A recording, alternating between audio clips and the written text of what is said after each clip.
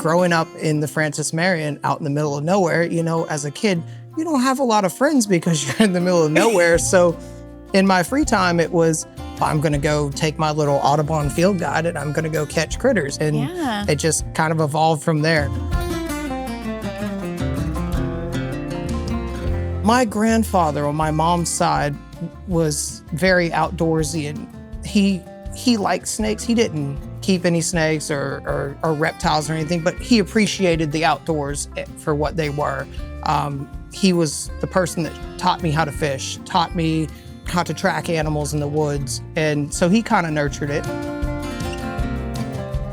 I'll never forget, I was in 2nd grade, and a presenter came there and set up in the gymnasium and had all the native reptiles and amphibians. Wow, yeah. And I'll never forget, little me up in the bleachers, he calls me down and says, would you like to hold the little alligator for me while we do the presentation? And at that moment, I was like, this is what I want to do. I'm Devyn Whitmire. People from South Carolina, like myself, are proud of their state and everything it has to offer. But even we don't know every nook and cranny. So we're traveling to the most charming places in the Palmetto State. Some of them you know, and some of them even we have never heard of. From Discover South Carolina, it's the Palmetto Porch. Monk's Corner is just outside of Charleston, and it has a unique appeal of its own. To get us started, can you tell us who you are and what it is that you do? Absolutely. So my name's Gabe Shuler, and I work for Berkeley County as their naturalist here at Cypress Gardens. Beautiful park. It's key location for multiple films. The Notebook, yes, The Patriot, part of Outer Banks was filmed here. So a lot of I didn't know that. Yeah. Very cool. A cool. lot of really cool films filmed here. I love that. Describe young Gabe to us. Very ADHD. So little me running all over the place on the farm. Hey, look at this corn snake I caught. Hey, look at this toad I caught. Hey, look at this catfish I caught. And just out catching critters and having fun in the woods. I was a little dirty feral child. Yeah. When people say, were you raised in a barn? I'm like, yes, I was. Yes, I was. Yeah. And it worked for me. It worked. Yeah. How did your family react to your interest in critters? My family does not like snakes. Yeah. So they very much were, over the years, I've managed to sway a lot of them to say, hey, these aren't bad, evil animals, you know, and some of them are even like, oh, they're kind of cool now. But as a kid, I was the weird little kid that liked snakes. Yeah. Yeah. Mm-hmm. So you are into herpetology. I am. Okay.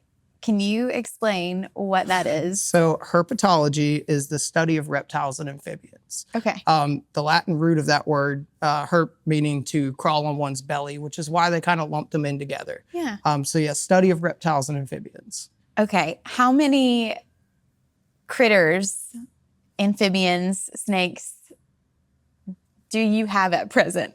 So I do keep and breed reptiles. Yeah. And currently, I probably have 50-something snakes, a couple geckos, some tarantulas. Why do you think it was reptiles that stood out to you versus other wildlife? I think a part of it is because in the area I grew up in, I saw such hatred towards these animals that just want to be left alone. They're doing what they do out there. And it really resonated with me. Being kind of the outcast, you know, the weird little kid that likes snakes. I'm like, well, these guys need more help than a lot of the other animals. Everyone wants to help the deer, the bunnies, all the cute furry animals. No one wants to help these guys. Yeah. And so that's kind of why I pushed more into snakes. That and they're just cool. Yeah. Yeah. They're just cool. They're cool. So how does this passion that you have fostered since a kid tie into the work that you do now at Cypress Gardens? So I do a lot of educational programs and outreach programs, a lot of which we actually have a program we do here, the herpetology class for the kids. And I get to teach them about snakes and turtles and lizards and, kind of get the next generation interested in it. Because if you don't get the next generation interested in it, then no one's going to want to foster the care to keep these animals around and do the conservation work. You got to get the next generation into it because they're the ones who are going to take over when we're gone. Yeah. Have you had an experience where you've seen another little Gabe in the room that's Absolutely. like, let me hold the alligator? Absolutely. I actually had this one girl who was at our summer camp. Cutest little girl, was all about snakes, and her dad had come to me and was like, we really want to get her first snake. Yeah. And I gave him my contact info and a friend of mine who produces corn snakes. I got one from him and gave it to her, kept up with her, told her how to care for it. And here we are 4 years later. And I saw her the other day. She shows me a picture. She goes, Lizzie's doing great. Shows me a pic. She's just loving it. And it warms the heart to be the one to introduce these kids to it. Yeah. So do people understand what it is that you do? Most of the time, people, when I tell them I'm a naturalist, they're like, "Oh, so you walk around the woods in the nude?" And I'm like, "No, that is not what a naturalist is." So it's not a new term, but it's a term many people aren't familiar with. Yeah. And I always like to compare naturalists to biologists. So most of your biologists are very knowledgeable about one or two species, and they're to a T can tell you anything you want. Whereas naturalists are more generalist. We know a lot about a lot of things, but we're not going to be as in depth with everything. Like for me, instance, my specialty is herpetology, but naturalists cover a wide variety of things. And the natural history of the area. It's a lot of gaining knowledge about your local wildlife, your local ecosystems, and even the history of how the land has changed, because that plays a part into the ecosystems, especially here in the low country where this was all once rice plantations. This land has been altered by man for hundreds of years. And so you have to know the history behind that to know how the ecosystem works today. Yeah. Yep. I want to know some background about Cypress Gardens. You mentioned the land and how it's changed. What does that mean for this? So originally, this was a rice plantation. Okay. And over time, it sat for a while. And then the last owners, which were the Kittredges, so Mr. Kittredge bought this place because he was a huge duck hunter. And so he met his wife here in Charleston, and they bought this plantation to duck hunt. And the story goes that they were walking around the edge of the swamp on one of the old rice impoundments, and they were walking around, and she saw the reflection of like a red maple leaf in the water and thought, man, how beautiful would it be to plant gardens here, to plant beautiful flowers. And so a lot of the heritage plants planted out here, your magnolias, your azaleas, your camellias, were all planted by them back in the early 1900s. And then once he passed away, his son got the property and he deeded it to Charleston County, who eventually deeded it to us. They sold off the surrounding areas during the industrialization of Bushy Park, but they kept this part because this was his dad's favorite part and he wanted to conserve it. And he wanted other people to be able to come enjoy it. Yeah. Yeah. I had no idea. Very cool. The swamp out there that you see was actually originally hand dug as a water reservoir. And they dug that reservoir in order to flood the surrounding rice fields, which is kind of a way that they usually grew rice more inland. But because we're so close to the coast and the salt water influence in the rivers, they needed a freshwater source. And so this would have all been clear cut down and pounded up and turned into rice fields, which is why we actually have the swamp. So that's a blackwater swamp, because after a certain amount of time, it sits, the cypress trees start growing in there, and now we have this beautiful swamp. Yeah. I love that you said beautiful swamp. I don't think people hear the word swamp and associate it with beauty. Can you talk to that a little bit? So a lot of people look at swamps and they think, oh, ew, dirty, whereas swamps are actually fairly clean. Swamps are part of nature's water filtration system. So a lot of people wonder what makes a swamp. A swamp is a flooded area with woody vegetation. So think of a flooded forest. And all of these cypress trees, all of these aquatic plants, as water drains into the swamp before it drains into the rivers, this acts like a filter. Yeah. So the water's a lot cleaner than people think. Yeah. And it's so important. And it's so important. Like I said, the swamps and the drainage areas here are our river systems, filtration systems. That's really cool. I've never thought of it that way. What other types of activities and things like that are present here? So we've got the boat tours that you can take out through the swamp, paddle around. It's beautiful. Mhm. And it's a very iconic location because the Notebook scene was filmed That's there with all the right. white swans and white ducks. But it's also a host of tons of wildlife. Yeah. I mean, this morning we saw 9-foot alligator, multiple wood ducks. I mean, we actually get a lot of really cool migratory bird species here. Yeah. So for an outdoorsy person who, say, a birder, or someone who likes a herper, someone who likes looking for reptiles and amphibians, or even people who like butterflying, it's a beautiful area for it. And there's so much abundance of wildlife and plant life that you Yeah. could be out here for a whole day and only see a fraction of what's out there. Yeah. I think I saw that alligator on my walk in. He was just chilling, enjoying the sun. Oh, yeah. Huge. Doesn't even look real. Oh yeah, Does he have a name? Well, the one we saw was in the swamp. The one you probably saw was our 2 big captive ones. We have a big one there, and that's Boss. He's the largest alligator in captivity in South Carolina. He's 13'2" and between, I'd say around 900 pounds. So how did Boss come to live here? So originally him and Allie, the female, were at, I believe, a rescue ranch in Louisiana. In some states, they allow you to get a license, and nuisance alligators can be brought to certified facilities. So that facility closed down. They needed somewhere for those alligators to go, and so we got them for our display. And that was in 1996 or 98.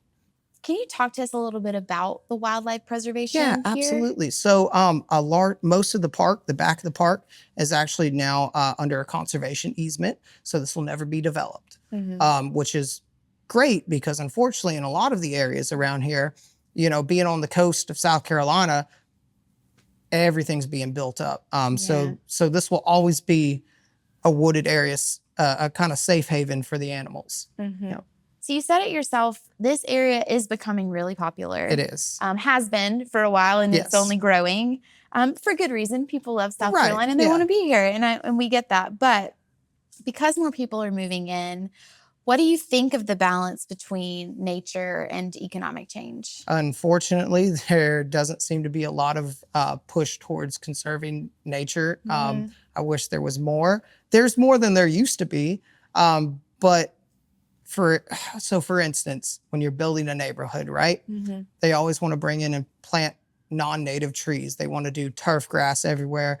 But just leaving wildlife corridors, improving the habitat in the urban wildlife sprawl areas. So we call them UWIs, the urban wildlife interface areas, where your suburban areas back up to your wild areas. It's all about being conscious of what chemicals you use in your lawn, where your storm drains are going off. And so I feel like there's been more of a push lately, thankfully, for being more conscientious when building neighborhoods. In some places that they're looking more towards leaving wildlife corridors or leaving patches of protected wetlands here and there. So there are ways to build around while still leaving areas. So you can have somewhat of the best. There's a balance. There's a balance. Yeah. Yes.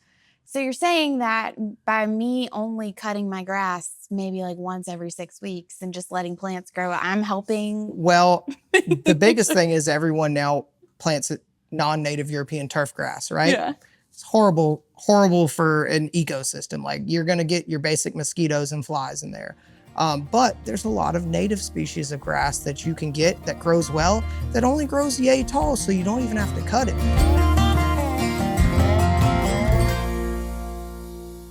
What has working with wildlife taught you about your own life? It really brings into a sense of how connected we as humans are to our surrounding ecosystem. And unfortunately, a lot of people in this day and age are so disconnected from nature that they don't even realize how big of a role they play in their own ecosystems. It can be as simple as, I put a bird feeder out back because I like birds, but in the process, you're feeding the birds, you're feeding the mice. The mice are bringing in, a snake, and the snake is bringing in a hawk. And yeah, we're all part of the food chain. And I feel like a lot of people forget that. So people know this park as one of the filming locations for The Notebook. You've mentioned that. Why do you think that the crew chose this place? Well, for one, as you know, Nicholas Sparks usually bases most of his stuff in North and South Carolina. Mm-hmm. And so I imagine he wanted an area that showcased the beauty of the Low Country while also being a location they could paddle out and film in a more manageable and controlled environment. Is most likely why they chose this area. Do a lot of people ask about where the sites were? Absolutely. It's an everyday question. An everyday question? Everyday question, yep. Oh, man. What are some of the other spots? Obviously, you have that iconic, but you mentioned other films. So and, The and Patriot shows? was filmed here. And the scene where they run over the stone bridge after attacking the British convoy is the bridge out here in the gardens, the fake stone bridge. And then the little island across from the boat dock is where the old Spanish chapel ruins used to be. And it was a prop from the movie. Unfortunately, it got taken away by the 1,000-year flood in 2015. But that area was used for the Patriot. Mm-hmm. A lot of the fake cypress trees we have up by the boat dock are all props from that movie. Yep. Okay, very cool. What are some other can't miss sites around the garden? So we have some beautiful nature trails. We actually have 4.5 miles worth of trails here. Mm-hmm. The Swamparium is another great one. We call it the Swamparium, and it's kind of a reptile house aquarium combo. Mm-hmm. And we have a lot of cool species, both native and non-native, on display for people to go look at, learn about. We actually have one of the largest butterfly houses in the state, and I believe the only one that's open year-round. And so that's really cool to go into.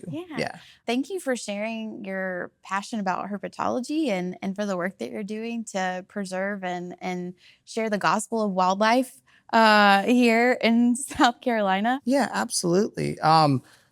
You know, I always say if you're a person who loves to take wildlife photographs, doing wildlife photography, this is the place.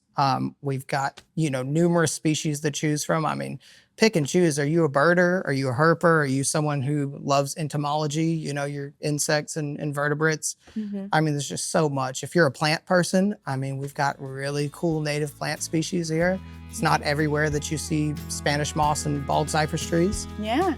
So it's an outdoorsy person's playground out here.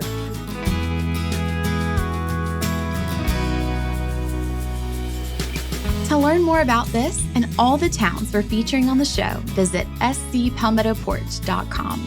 The Palmetto Porch is produced by Discover South Carolina in partnership with Pod People. Special thanks to our production team at Pod People, Lauren Luco, Ben Sauls, Lauren Sauls, Grace Pina, and Kim Wong.